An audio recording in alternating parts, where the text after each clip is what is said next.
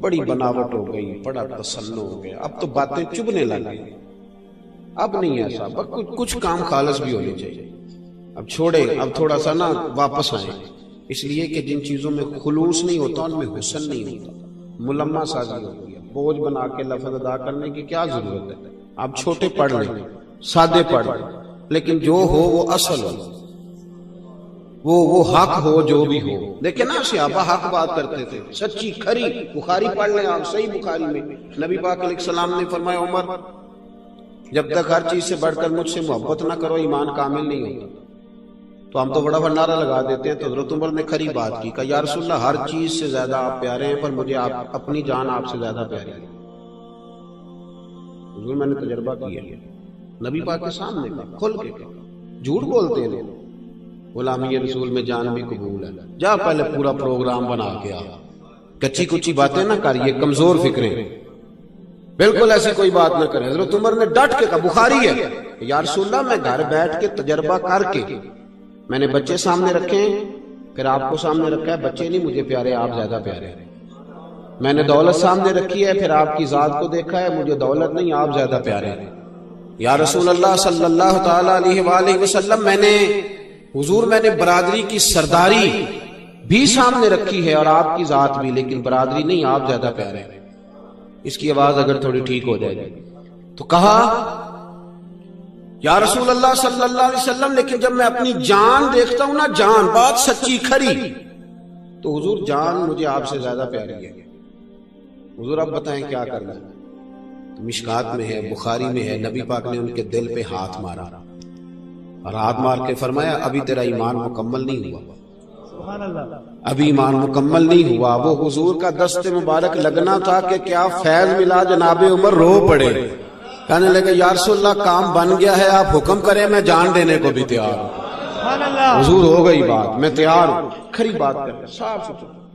خبردار یہ جو ملمہ سازی والے فکرے ہوتے ہیں نا، چلیں بات چل گئی ہے تو ایک اور کر دوں، اے جڑے بندے آرٹیفیشل ہوندے نے، تنگ ہوندے نے، اے بڑا سونا 1.5 گھنٹہ لا کے شیشے کے تیار ہو کے آیا تے مڑ بھی راضی نہیں، اجے بھی مطمئن نہیں کہ میں صحیح لگنا پیا کہ نہیں، اجے بھی پرت واس کرنو چھیڑتا ہے، بار بار دیکھتا ہے، پورا 1.5 گھنٹہ لگایا ہے، اور جو بیچارہ ادھر کھیت سے اٹھ کے آ گیا نا، خالی وضو کیا ہے، اسے کوئی ٹینشن نہیں، اسے کوئی پریشانی، کیونکہ وہ جو ہے نا وہ اس نے شیشے کے آگے کھڑے ہو کے نا، ایک ٹی وی کی ریکارڈنگ کے لیے میں گیا، اندر ہونے لگے اسٹوڈیو پر، تو وہ کہنے لگے صاحب اندر نہیں جانا، کوئی کنگا شنگا، تو میں نے کہا یار حضرت سلطان باؤ نے تو یہی کہا ہے کہ منہ کالے نہ، دل کالے نالو منہ کالا چنگا، دل کالے نالو منہ کالا چنگا، جے کوئی رمز پچھانے، اگر کسی کو سمجھ آئے نا، منہ کالا ہو جائے تو کام چل جاتا ہے، دل نہیں کالا ہونا چاہیے، تو ان چکروں میں نہیں پڑے۔ بہرحال آج کی جو گفتگو ہے اس کی طرف آتا ہوں۔ قرآن پاک نے کہا وَإِلَٰهُكُمْ إِلَٰهٌ وَاحِدٌ، فرمایا تمہارا معبود ایک ہی معبود ہے، لا الہ الا، اس کے سوا کوئی عبادت کے لائق، هو الرحمن الرحیم، وہ بڑا مہربان ہے اور نہایت رحم کرتا ہے۔ دوسرے مقام پہ قرآن پاک، یہ تو اللہ تبارک و تعالیٰ کے بارے میں کہا، اور دوسرے مقام پہ کہا نبی اولیٰ بالمؤمنین من انفسہم، فرمایا نبی مومنوں سے ان کی جانوں سے بھی زیادہ قریب ہے، قریب ہے نبی پاک مومنوں کی جانوں سے بھی زیادہ۔ اسلام میں نا ہر چیز کی معافی ہے، شرک کی معافی ہے۔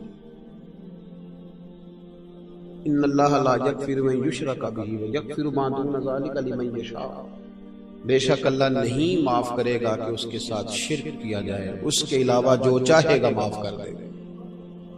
ادھر دیکھیں میری طرف، ہر چیز کی معافی ہے، لیکن اللہ کی ذات اور صفات میں اگر کسی نے کسی کو برابر ٹھہرایا تو اس کی معافی، بول کے بتائیے، بڑے بڑے گناہگاروں کو اللہ معاف کر دے گا، پر مشرک کو معاف، ہر ایک کی معافی ہے دین میں، لیکن نبی پاک علیہ السلام کے بے ادب کی کوئی معافی نہیں، حضور کے غدار کی کوئی معافی، نبی پاک علیہ السلام کے بعد اگر کسی نے کسی اور کو نبی جانا تو اس کی کوئی معافی، انا خاتم النبیین لا نبی بعد،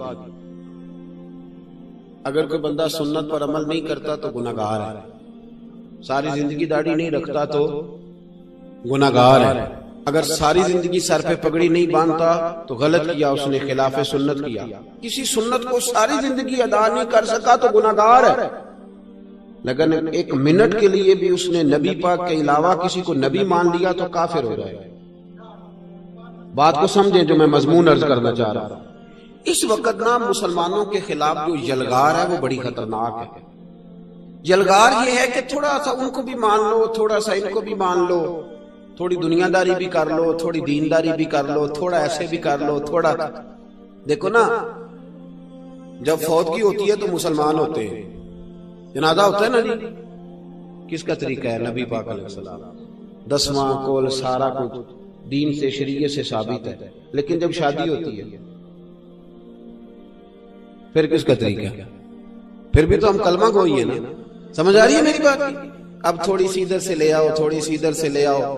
کچھ لوگ اب مارکیٹ میں آئے ہیں، کچھ جعلی پیر، کچھ جاہل ان پڑھ قسم کے اسکالر، اور کچھ یہ ملنگ ٹائپ ادیب، اور کچھ جناب یہ حکمران بیچارے جن کو نا تڑکا لگ جاتا ہے نا، تھوڑی صرف انگریزی سیدھی بولنی آتی اور کچھ بھی نہیں پلے بیچاروں، تو ایک بخار سا چڑھ جاتا ہے۔ میں واپس لوٹ رہا تھا انگلینڈ سے تو میں دیکھ رہا تھا کہ مطلب تھک گئے بیچارے انگریزی بول بول کے، پر جان نہیں چھوڑ رہے، پھر بھی بھائی نہیں بولی جاتی تو چھوڑ دو جان، اپنی زبان یار من ترکی و من ترکی بگویم، اپنے لب و لہجے میں بات کرو، کہاں الجھ گئے؟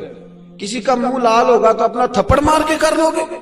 کیا ضرورت پڑی ہے؟ کس مشکل کا شکار ہوگا؟ میرے بھائی یہ سب لوگ اب ایک نئی بولی بولنے لگے۔ وہ بولی پتہ کیا ہے؟ کہتے ہیں جی سارے کسی نہ کسی روپ میں اللہ کو پکارتے ہیں۔ سنا نا آپ نے بھی؟ سارے روپ اسی کے ہیں، سنے ہیں یہ بات آپ نے؟ سارے روپ، تو اگر سارے اسی کو پکارتے تھے تو نبی پاک کس کے خلاف جہاد کرتے رہے؟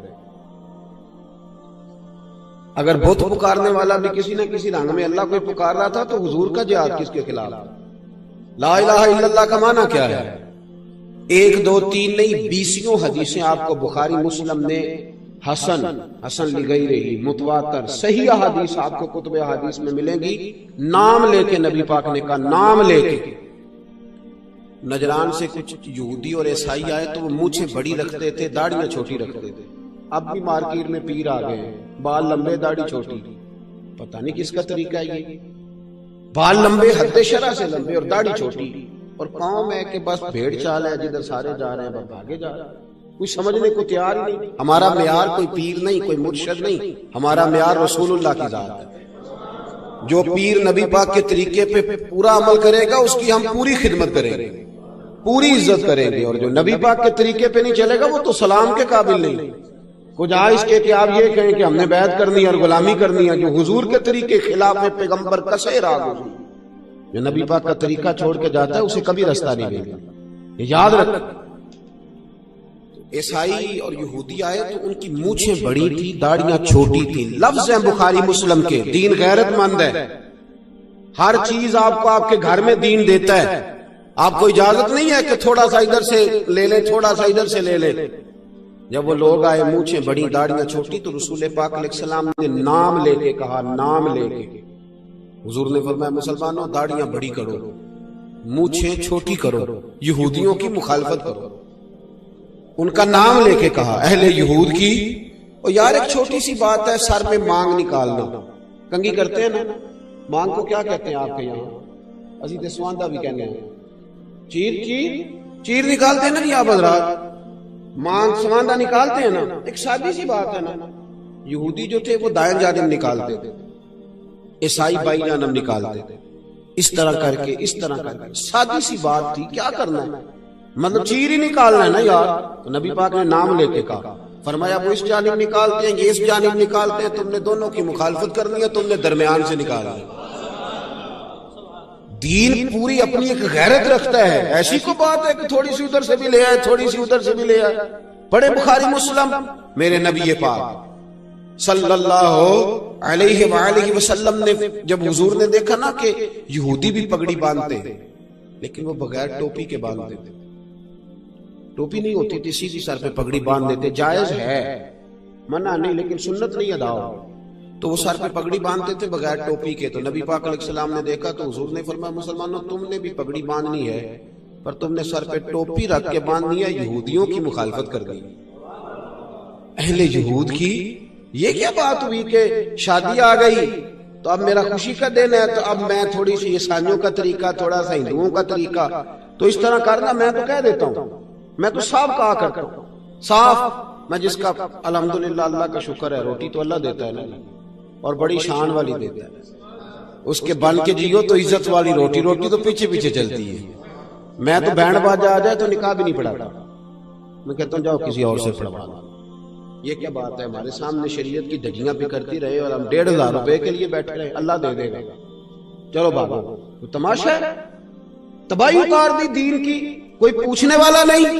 اور بڑے بڑے حاجی نمازی تازہ حج کر کے آئے ہیں اور مہندی پہ لڑکوں نے ہاتھ کر دی تباہی کرنے والی. حاجی صاحب کہتے ہیں مجھے تو پتہ ہی نہیں, میں تو ڈیرے پہ تھا, مجھے نہیں پتا. کیا حاجی صاحب آپ کو سارا ہی پتا ہے. بابا بلے شاہ صاحب نے کہا تھا حاجی بھی کیتی جاندے ہو, لو بھی پیتی جاندے ہو, تسی کھو کے مال یتیماں دا تے بھیج مسیتی جاندے ہو, پھٹ دلاں دے سیندے نہیں تے ٹوپیاں سیتی جاندے ہو, نفس تے چھری پھیر دے نہیں تے دمبے کیتی جاندے ہو, فرض پلائی بیٹھے ہو نفلاں نیتی جاندے ہو, او دسو تے سی بلے شاہ نو ایک ہی کیتی جاندے ہو.